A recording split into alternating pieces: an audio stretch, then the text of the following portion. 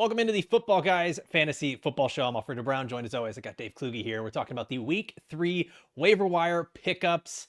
And Dave, we have some players that are probably really exciting for guys to pick up, but they're rostered in too many leagues. So what you and I like to do are players in Sleeper that are rostered in less than 40% of leagues. Is that correct?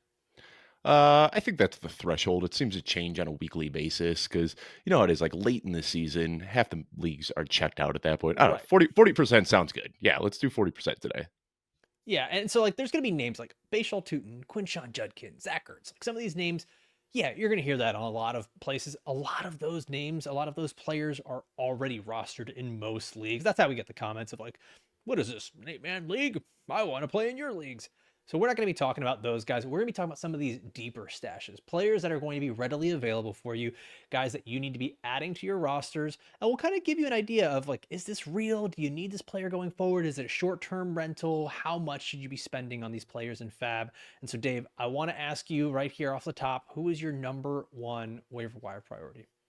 I think it's Wan'Dale Robinson. You know, I'm very intrigued by this new role that we're seeing from Wan'Dale Robinson. First of all, this was a guy I loved coming out of Kentucky. I remember watching that Citrus Bowl, what was that, 4 years ago when he went 10 catches for 170 yards, just like a tackle breaking machine. And I had some concerns about his size translating to the NFL because he is a very tiny guy. But what we saw in his rookie season was everything that he did in college, the tackle breaking, the yak abilities was translating to the pros. And then unfortunately, he tore his ACL, and it's been kind of an arduous recovery as he's coming back from this ACL tear. But now he's a couple of years removed from that, and it looks like he is just operating as the number two weapon, which isn't all that different from what we saw last year in New York. Right now, he's got 18 targets. That's the 14th most in the NFL. But what really piques my interest more than anything else, what I alluded to at the top, is when I said the change in usage. Last year, his average target was coming 4.9 yards downfield. This year, it's coming 10.4 yards downfield. He has more than doubled his average target depth, and that is a lot more in line with what we saw in Kentucky, where he was very much so a downfield threat. If you look yesterday, he had that huge touchdown catch from Russell Wilson. But even outside of that one catch, he had a lot of vertical routes that he was running. He was getting behind defenses. This guy's a speedster. And now I think that his knee is healthy enough that they can lean on that a little bit. So when you've got all of the defensive gravity flowing to Malik Neighbors, I mean, you see this guy pulling down contested touchdowns with two defenders on him. That's going to open up multiple big plays for Wan'Dale Robinson. So Russell Wilson looks good. This Giants offense as a whole looks a little bit better than I think all of us expected. And Wan'Dale Robinson right now is still available in about 72% of leagues out there. And he's a guy that I think makes more than just flex consideration going forward. This guy could be a plug and play starter in your fantasy lineups. Yeah, I don't think there's any question about Wandale's talent. Russ looked good. The Giants offense looked competitive. It's I'm gonna say this and it's gonna sound like it's maybe a little too premature. I don't know. I feel like we've just been on this ride before. Like we know exactly what we're getting with Wan'Dale. Like we know we're gonna get a bunch of targets, a very low A dot. It just so happened to be like this was a very different game. He gets the long touchdown. Like this, I don't. Do you think that he's going to be a guy that you can consistently have in your starting line, who's going to be the difference maker, or is he more of the I need to have a guy who's going to give me 4 or 5 catches a week and just be that consistent wide receiver 3 or 4? Because these are the guys that we don't like to draft. But now that we're in week 3, we're saying, you know what? Rosters are thinning out. We need to just get someone in there. Yeah, and I think that's it. I think he makes for flex consideration.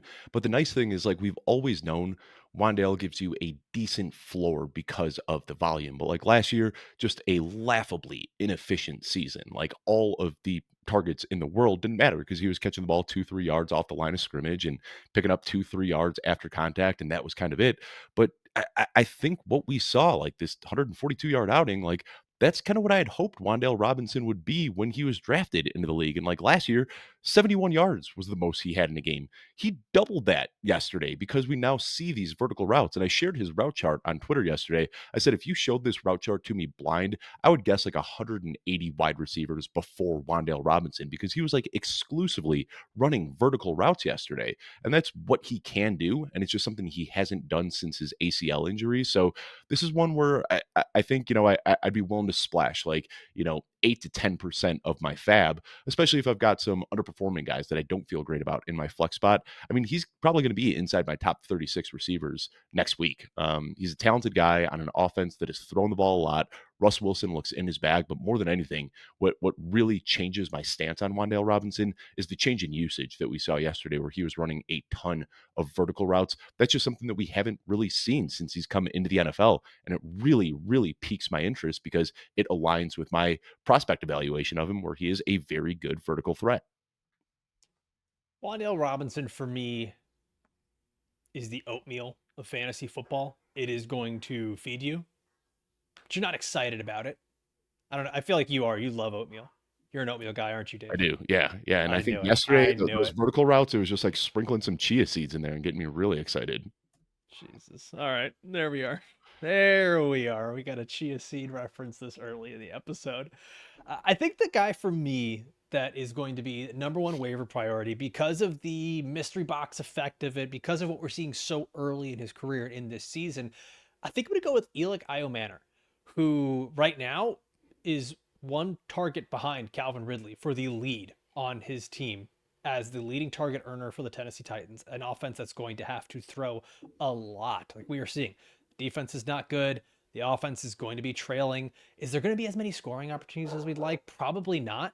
But the passing game is going to be there. And Cam Ward has the legs and the ability and the arm to extend plays. And that's kind of where Ayomanor excels, is playing a little bit of that backyard ball the way that Keon Coleman does with Josh Allen. And we saw it yesterday. There was a play, Dave, where it is objectively a terrible decision, objectively a really bad play for a rookie quarterback to make, running backwards from pressure, extending the play and throwing it not only across body, but across the field, all the way to the other side for a touchdown to Elic Ayomanor. It was Which, pretty once sweet. again, That's well, kind of yeah, the stuff I like about Cam Ward. Like yeah, he shouldn't be doing it, but he like pulls that stuff off. Like you watch last year at Miami, he had so many of those ill-advised throws where it's just like, well, it worked. it's the Mountain Dew of quarterback throws. It's like, it's not good for you. You probably shouldn't drink it, but it's got the cool effect there. Like that's what it feels like there. You're just like, man, that it really showed the potential of what Cam Ward can be, and to be doing this early in the career. I know it, once again, objectively not a good play, objectively not a good offense right now. But Elic Ayomanor being able to go in there, get a touchdown early. There's very few players that have been fourth round picks, day 3 picks in the NFL draft that go in and get a role early in their offense. And not just get a role, but to be nearly the leading target earner, to have a touchdown this early. The other guys in recent memory, Dave, and I don't want it to get confusing for people where they think I'm making the direct comps, but the other two players recently to do this were Puka Nacua and Amon-Ra St. Brown. I'm not saying that Ayomanor is those guys, but damn, like that's a hell of a company to have for just 2 games into your NFL regular season here. And I don't think there's going to be a lot of people running to the waiver wires to go pick him up. They're thinking Titans, Cam Ward. They're looking at the reception numbers. It's not all that big. Someone else has Calvin Ridley in that league, and he's not playing all that well. So how good could the second receiver be, right? Like there's a little bit of that psychology to it. I think he's a guy that I'm willing to be in that same 7 to 9% fab area on, because I think most people in your leagues are probably gonna be dropping 5 to 6. So if I can get into that 7 to 9% range, he's a guy that I want to drop on my roster as my wide receiver 4 with some wide receiver 3 upside on weeks because of the target volume he has right now. Yeah. I mean, 13 targets over the first 2 weeks. And like you said, Calvin Ridley just hasn't looked good. Like some uncharacteristic drops. He's not separating. I kind of chalked up week 1 to just like Pat Surtain being on him, go right back to the well in week Right. 2. But now I'm officially on like, I don't want to say panic alert, but like on a scale of 1 to 10, I'm at like a 3 or a 4 with Calvin Ridley, like not feeling too great about what we've seen through these first couple of weeks. But you talk about that touchdown catch. It was the catch leading up to the touchdown catch that I thought was even nicer from Ayomanor, where he was lined Yeah. up outside. It was just a go route. And like it was not an easy catch. Just Like went he up and had got it. coverage. Yeah. And just like one hand just like stuck to his hand and like just made it look easy downfield. This is a guy who's getting consistent buzz all preseason too. Was listed as a starting wide receiver. They were just kind of gushing about him. And again, when we're looking for these day 3 guys that we think could potentially hit, I say it all the time. The 2 things I'm looking for, which sounds so counterproductive, but like I'm looking for guys with character concerns and I'm looking for guys with medical red flags because that is what causes these guys to really outperform their day three draft capital. And you talk about Puka, like he had medical concerns. You look back at like Antonio Brown, Tyreek Hill, Stephon Diggs, these other guys that fell to day three and broke out all had character concerns. Mhm. Ayomanor fell because of medical concerns. So there are a lot of Right. people talking about him as a potential round one, round two pick, but he had some knee issues and that caused him to fall to day three. And now he is healthy and he is looking like he could be the wide receiver one on this team. He had very normal concerns that you have with a wide receiver coming out. Like he had drop concerns. He had Mhm. them. And like there's no way around that. He was dropping footballs. He was one of those guys that didn't quite have the speed. I thought he'd be a good big slot in the NFL. And so far early, he's proving me wrong. He's proving he's not having the same drop concerns. There's something with the chemistry there with Cam Ward. Like Cam Ward is hitting him on back shoulder throws. Like the timing is just there. They even did his press conference after the game where reporters are asking about his trust and his confidence in Elic Ayomanor, where it's just like they're asking about him, not Calvin Ridley, not Chigakonkwo, not anyone else on this team. It's hey, you and the connection with the other rookie, and that's something that just can't be understated with these players going forward. All right, let's go. Who's your second priority player that you're looking at on the waiver wire? I feel like I'm just stepping into a bear trap with this one, but Troy Probably. Franklin. Troy Franklin looked pretty awesome yesterday. And this is a guy who, like, typically when I see a guy do almost nothing as a rookie, like the likelihood of them breaking out in year two is really, really slim. But Mm. I can't help but ignore what I saw yesterday. Led the team in targets, led the team in receptions, had over 100 scrimmage yards, scored a touchdown. And we got to remember, this was Bo Nix's wide receiver one in college. Like, they had that connection together from their college dates. And that's why we got excited about him as a rookie. And it didn't really pan out. Um, I wasn't the biggest fan of him as a prospect when he was getting round one, round two buzz. I thought that was kind of crazy, but I think he's got the skill set to be one of those day three outliers that we talk about. The 6'2", 4.4 speed, just a gigantic catch radius. But I think what it piques my interest more than anything else is when I think of Troy Franklin, I think of a deep threat, a guy who is just kind of a glider that can get behind defenses, make these big plays. But yesterday we saw him in what has been a pretty good role in Sean Payton offenses. I mean, he was slant boy yesterday. Like he was just running slants and making plays after the catch. And we saw what this did for Michael Thomas a handful of years ago. And that's why there was so much excitement about Cortland Sutton and Pat Bryant, like who is going to be the guy that's going to get all these short, easy slants across the middle of the field. That was Troy Franklin yesterday. Now, the reason I pause here and say that I feel like I'm stepping into a bear trap is because Sean Payton is a madman and it is impossible to try to find any trends in what he's doing on a week to week basis. We saw Cortland Sutton in this role week one. Now we see Troy Franklin in this role in week two. It might be Pat Bryant in week three. It might go back to Cortland Sutton. I don't think that this is a guy that I'm willing to pick up and immediately put into my flex spot or my wide receiver two spot.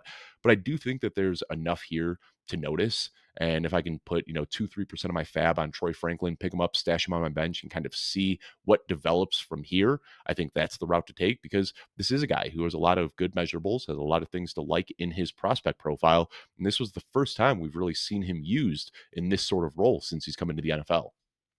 Okay, so Dave, after these guys, those feel like the priority pickups, but there's going to be some other names that are going to be brought up. And one of them that I want to have a conversation about is the Packers wide receivers that are remaining after the Mm. Jaden Reed injury. Um, Romeo Doubs, Dontayvion Wicks. These are guys that are, for the most part, readily available. The Packers have this thing. Is this going to be fool's gold? Because the Packers have this thing where they really, really like to spread the ball around, rotate receivers. If anything, I think I'm not putting money on these guys. I'm going out and sending some offers to buy low on Matthew Golden. Is that kind of where your head is at as well? I think that's exactly it. Yeah, I mean they're going to spread the ball around a lot, and I think we talked about this maybe last week. I can't remember if it was a different show, but I kind of said like it wouldn't surprise me if Jaden Reed, Romeo Doubs, Matthew Golden, and Tucker Kraft all have very similar stats at the end of the season. And that Mhm. means Tucker Kraft is going to be wildly valuable as the tight end. The Oh, onesie position getting that, and Dontayvion Wicks like. we've fallen for this banana in the tailpipe before. I don't know if I'm going to the Dontayvion Wicks route again, but Romeo Doubs is a full-time player, and he is their ex-receiver. A lot of trust in Jordan Love. So I think this is a passing attack that I want to just buy into. Jordan Love looks awesome. Like if you look at his intended air yards per pass attempt, he is just so high above everybody else. It's like 12.6 yards for Jordan Love, and then like a huge gap down to like 10 and a half, 10.4, 10.3. Like he is just playing this style of football that nobody is really doing in today's era. I think Dobbs is the one that I'd be most Dabs. interested in, though. Well, let me do this. Let me offer an alternative. Someone that I think you can probably get for a 0% fab because if he's available, no one's really interested in him right now.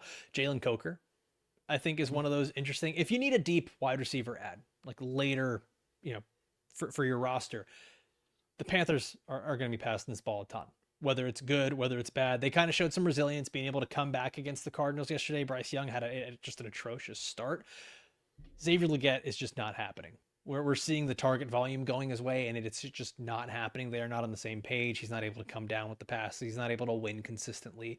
Coker has the versatility. I would have thought initially that Coker's going to be playing in that slot. Hunter Renfrow looks fine in the slot, man. Like he looks like he's going to stay there. And if anything, what I want to do as a coach is get my best three receivers out on the field for those three wide receiver sets. And I'd rather have Jalen Coker out there over Xavier Legette and keep Renfrow in that slot. So he's like one of those guys. If you just have the extra space, it's a really deep league. You don't really have a lot. I think I might bypass the Packers receivers and what that might cost there and just go get a Jalen Coker for a 0 fab because he's not going to be back for another couple weeks anyways. So that's one you could throw on a deep bench there.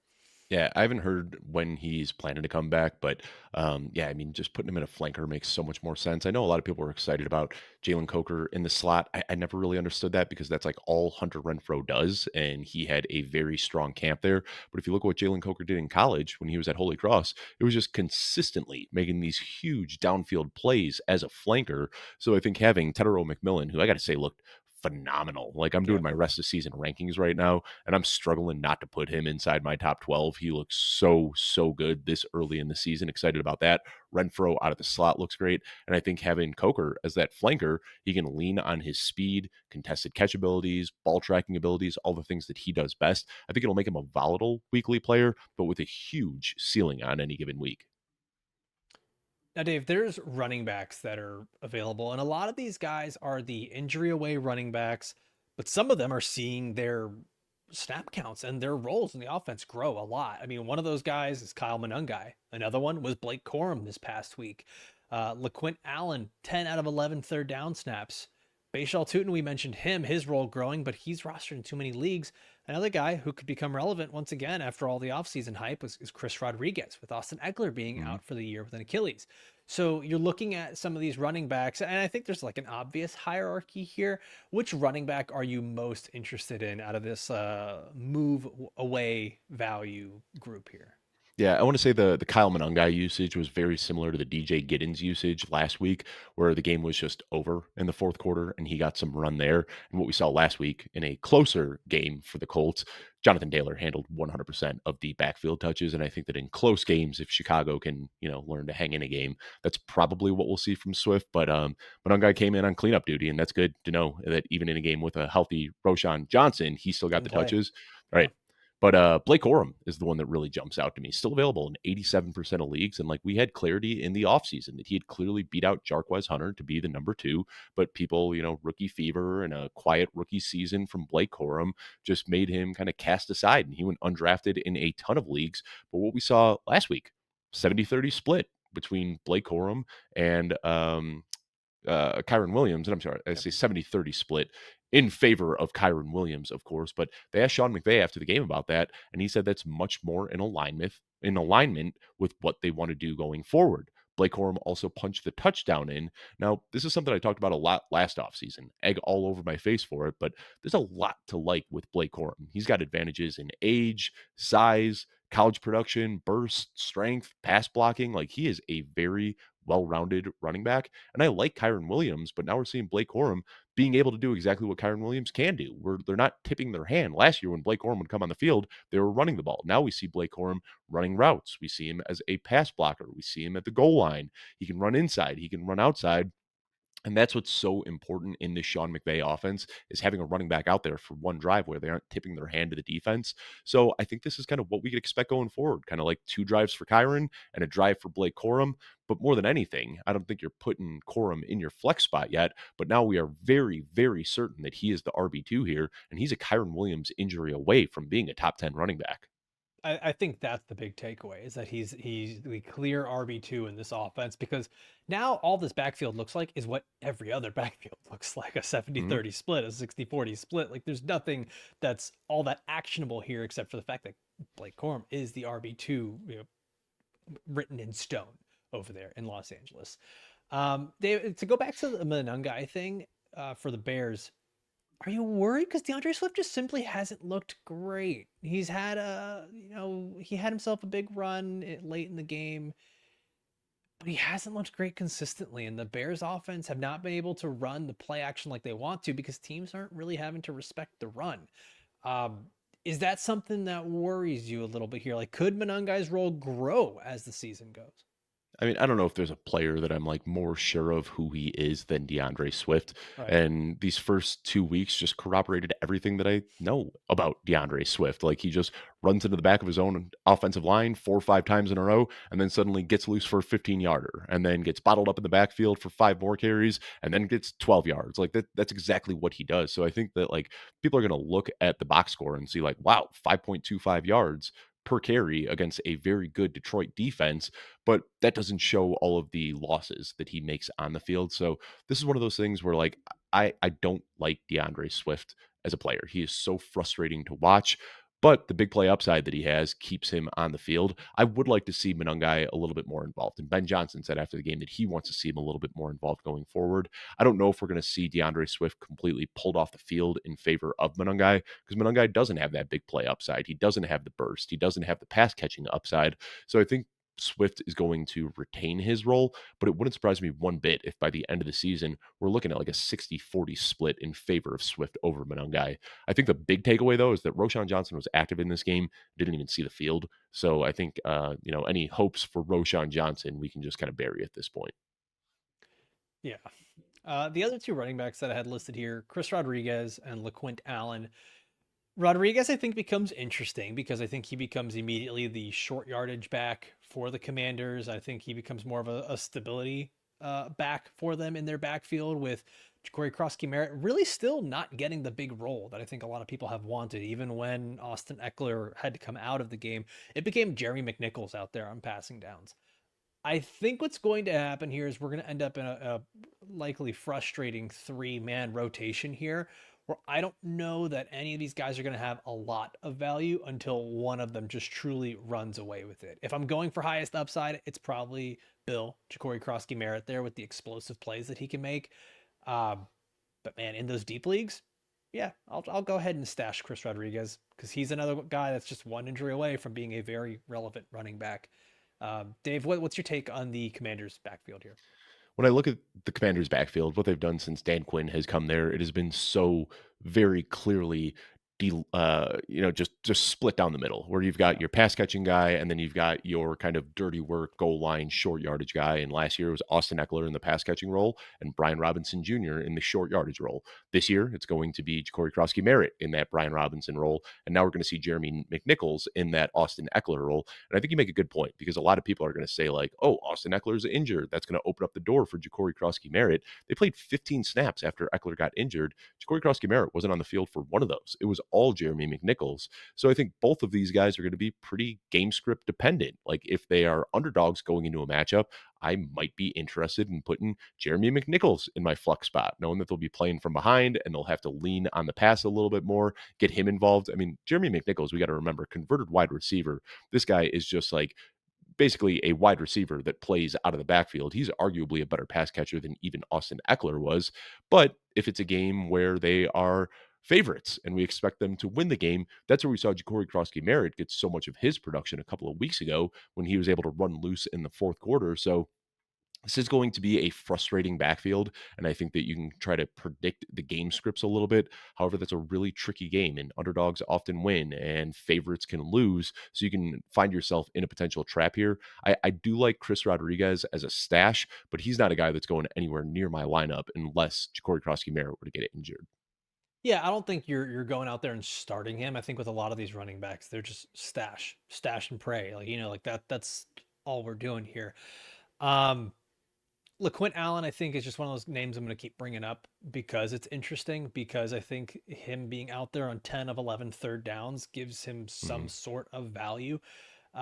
This is still Travis Etienne's backfield, but Bayshul Tuten's role grew. And Bayshul Tuten was out there on passing downs as well. And he was catching some passes. He even took a screen to the house for a touchdown. So I don't think we have too much clarity on this backfield. And the Jags, the vibes are really weird. Did you Really see weird. Trevor Lawrence Yep. Waving like off and yep. yeah, Yep. 2 Well, games together. we're gonna Yikes. talk more about that on the Wednesday show, on the Flex show, because this Yeah. is it's gross. And one thing I want to say too about this Jags backfield, and if you'll indulge me for a minute here, Alfredo, people look back at Tampa Bay last year with rose-colored glasses, and they say like, "Oh, this is great. We had this big Bucky Irving breakout," and I think that we remember the backfield as being much better than it actually was because, like, in the heat of the fantasy football season last year, yeah, if you had Bucky Irving or Sean Tucker or Rashad White in best ball, you felt great about it.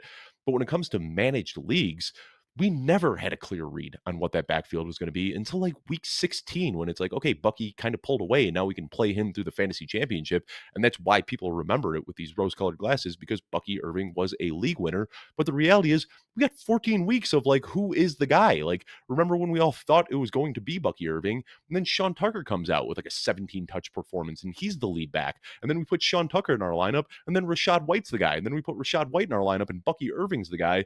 So I think in hindsight, people are going to look at the Tampa Bay backfield as kind of the blueprint for what to expect in Jacksonville and say, like, this is great. When in reality, it was a hair pulling, frustrating committee last year.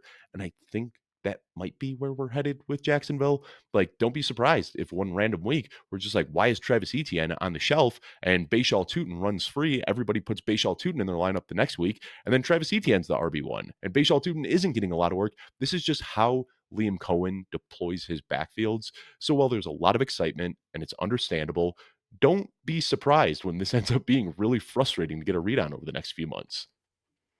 Dave, if I gave you the option in fantasy to have Josh Allen, Jalen Hurts, or Daniel Jones, who are you taking? I mean, I'm taking Josh Allen. You should be Uh, taking Daniel Jones, the quarterback 2 on the season right now. Fair, right? Yeah, I mean, he's been playing out of his mind. Yeah, and it's just I just remember last year, like it's so funny how the narrative changes once we get some distance from the season. Like looking back into hindsight, Tampa Bay's backfield looked awesome last year, but that's just not what the experience of rostering a Tampa Bay running back was. Yep. Um, Another name I'll throw out here, though, since we're talking about some running backs, Kenneth Gainwell, 9 targets over the last 2 weeks. He has looked pretty good. And when you look at this offense, 60% of the targets have gone to running backs and tight ends. You talked about this last week, Alfredo, but they are really just kind of dinking and dunking to the running backs and tight ends. And it makes sense. Their wide receivers aren't very great, but especially after what we saw from Caleb Johnson over the first 2 weeks, like a negative carry Oh, for he's his never going to one play. touch. Yeah, He's never going to play. You can't I think make he's that done. mistake on the kick return. For those who are unaware, Caleb Johnson was returning a kick. Um, just touch the ball, lets it roll into the end zone, and he's walking away. And it's so funny, like the bird's eye view of that. Like he's just casually walking to the bench while there are 20 other players on the field, 21 other players, like frantically going after the ball, and he just thinks the play is over and is just walking to the sidelines. Yeah, he's done. I, If you got him in Dynasty, you got to stash him at this point. Hopefully, you weren't taking him ahead of Tedero McMillan and Travis Hunter and a lot of the guys that he was getting drafted ahead of. But yeah, for this year, you could just cut Caleb Johnson. I think it's over. yeah, I'm gonna be honest, man. Like, I don't want any part of the Steelers offense. I don't. Whether it's running back, wide receivers, anything. Like, I just don't want a part of it. It's confusing. It's not very good. We'll talk more about it as the weeks go on here, but Caleb Johnson is the easiest cut right now in fantasy football. Let's go through a couple of other players that we might drop. And some of these are names from last week What as well. one more ad that I'll throw out there is Jake Sure. Browning. Obviously, we know Joe Burrow is going to miss the next like 3 Okay. months or so, and I don't think that he is like a must pick It's up, super must flex, start right? immediately. I'd say even in your one quarterback leagues, like we are looking like I'm almost at the point where like any quarterback not named Josh Allen or Lamar Jackson is expendable because like we have seen like really highly drafted quarterbacks do terrible, and we've seen the guys that weren't even going drafted in leagues really outperforming. I think you've got like your handful of untouchables, and of course I'm being over dramatic here, like Jalen Hurts, Jaden Daniels. You can hold on to those guys too, but I think every quarterback is kind of expendable at this point. And what we saw yesterday is like Browning didn't look great, but they keep the pass rate up with him, and he just laser focuses on Jamar Chase. Like they've got really good weapons there, and he's going to throw some picks, and he's going to take some sacks, and he's going to have some turnovers. But he also, like we saw when he was starting a couple of years ago, this guy can throw for 350 yards and 3 touchdowns in a game. Like still has a really high ceiling in this offense. So I think that he, I'm not trying to put him in my lineup next week, but now he is a part of that kind of quarterback churn of all of these streamers that we're looking at on a week in and week out basis. Upcoming opponents. I'm not touching him. Minnesota Vikings, Denver Broncos, next 2 weeks. I promise you he'll be on the waiver wire for the next couple weeks here. Yeah. There's a decent matchup against Detroit. Then he's got Green Bay. So 3 out of the next 4 matchups are just completely awful. I'm actually genuinely worried about the Bengals at this point. And then they get the nice little stretch of games. Actually, it's the back half of the season where it gets really exciting. Pittsburgh, Jets, Chicago, the bye. Pittsburgh again, New England, Baltimore, Buffalo, some shootouts there. Baltimore again, Miami, and Arizona in the final week. So like there's a good back half of the season for the Bengals. So it's one of those, if you can weather the storm with Jamar Chase and Chase Brown and a bunch of these other guys. I don't know that I want to jump in on Jake Browning, but some of these other guys, I think you can put some feelers out there in your leagues. Are we even sure the Vikings are good? Or did Yes, we just get the defense confused is by, good. I mean, The Atlanta defense scored was on them missing. 6 times last night. The defense was missing like 3 starters. Yeah, I just wonder how much of that week one game was just the Bears offense being way worse than people expected. I mean, they definitely have some good playmakers there, but when Yeah, I mean, Atlanta was able to score on them 6 times last night, that makes me wonder if maybe we overreacted a little bit to week one, saying like the uh, Vikings are this elite defense. well, I mean, Atlanta got a lot of field goals on them. They didn't score 6 touchdowns on them. Like it's Right. quite a different game. Um, like what I'll say is this: is you're missing a bunch of starters. The Vikings in both games, the defense started out a little slow and then they pick it up. That's what Brian Flores does. He makes those adjustments here. We're way off task here on a waiver wire show. We'll talk more about that in the flex show on Wednesday. Let's go through the players to drop now. So we already mentioned Caleb Johnson. Jerome Ford is an easy drop with Quinshon Judkins, which, by the way, everybody who wanted to respond to tweets saying, I only want to draft players that are available now. Well, guess what? We're going to be going into week 3. Quinshon Judkins is the starting running back for the Cleveland Browns, and he looks good. Shocker. Good prospect, plays like a good player. These are the kind of risks that we wanted to take in round 10 of our fantasy draft. So Jerome Ford is the guy who's an easy drop. I think Marvin Mims, Dave, you talked about that rotation there with the Denver Broncos receivers and Troy Franklin being a guy that we're picking up. Marvin Mims is, I think, a guy we can drop. JJ McCarthy doesn't look awesome in Minnesota right now. We're still waiting for the fourth quarter to kick off because that's when he plays well. But Adam Thielen, I don't think is going to be necessary to roster. Xavier Legette's another guy. Anyone else you want to add in here? Colson Loveland and Luther Burden. I'm ready to move off of both of these guys, especially in like shallower leagues. I know there was some excitement. We're looking at a top 10 draft pick. He did not see the field until cleanup duty when Tyson Bagent was targeting him late in the fourth quarter. Luther Burden is just completely buried as well. And I understand like, the hopes that these guys can break out over the second half of the season might happen, might not, but I'd be okay just like cutting them for guys who are actually on the field right now. And if we see a pulse from either of them at some point, you can go pick them up. Like, are you cutting Luther Burden right now for Wan'Dale Robinson? No questions asked. Yeah, easily. Yeah, without thinking about it. And Colson Loveland, I mean, we are seeing so many guys popping up on the waiver wire, like Harold Fannin in another good game. Juwan Johnson had another good game. I would easily move on from Colson Loveland for one of those two guys. Jaden Blue, I'm okay moving on from him as well. And then this one's going to be spicy for some people, but Hollywood Brown. I was calling his week 1 game Fugazi, and what we saw was 5 targets for 30 yards in week 2.